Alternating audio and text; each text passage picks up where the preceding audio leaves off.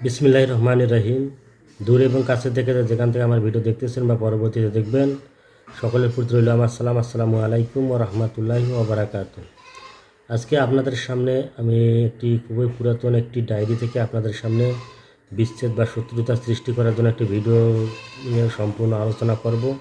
অবশ্যই ভিডিওটি মনোযোগ দিয়ে দেখবেন এবং আমার কথাগুলো শুনবেন, ইনশাআল্লাহ উপকৃত হবেন। ভিডিও স্ক্রিনে লক্ষ্য করে দেখতে পারবেন আপনাদের সামনে আমি একটি শত্রুতা সৃষ্টি বা বিবাদ সৃষ্টি বা আদাওয়াতের জন্য আপনাদের সামনে একটি নকশা আমি তুলে ধরেছি। এই নকশাটা খুবই পাওয়ারফুল এবং পরীক্ষিত এবং নিয়মকানুনও সহজ।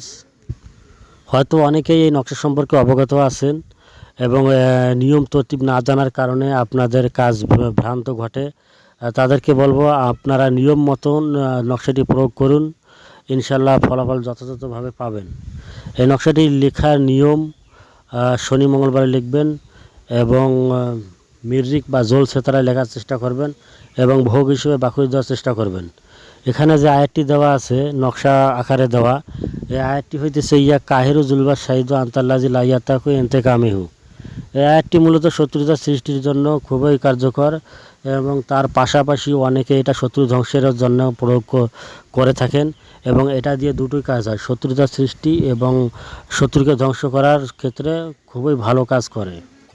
নকশাটি লেখা শেষ হয়ে গেলে ফুলান বিন ফুলানের স্থানে অবশ্যই আপনাকে নাম বসাতে হবে এবং যদি আপনি আরবি দিয়ে নাম বসাতে না পারেন তাহলে নিচে লিখবেন অমুকের পুত্র অমুকের সহিত অমুকের মেয়ে অমুকের বিচ্ছেদ বা শত্রুতা সৃষ্টি হোক।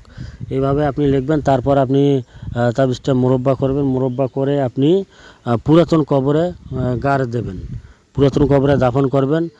যেখানে অনেক বছর 20 বছর 30 বছর আগের কবর, সেখানে আপনি দাফন করবেন এবং একাকী দাফন করার চেষ্টা করবেন এবং রাত্রিতে দাফন করার চেষ্টা করবেন যেন কেউ না দেখে।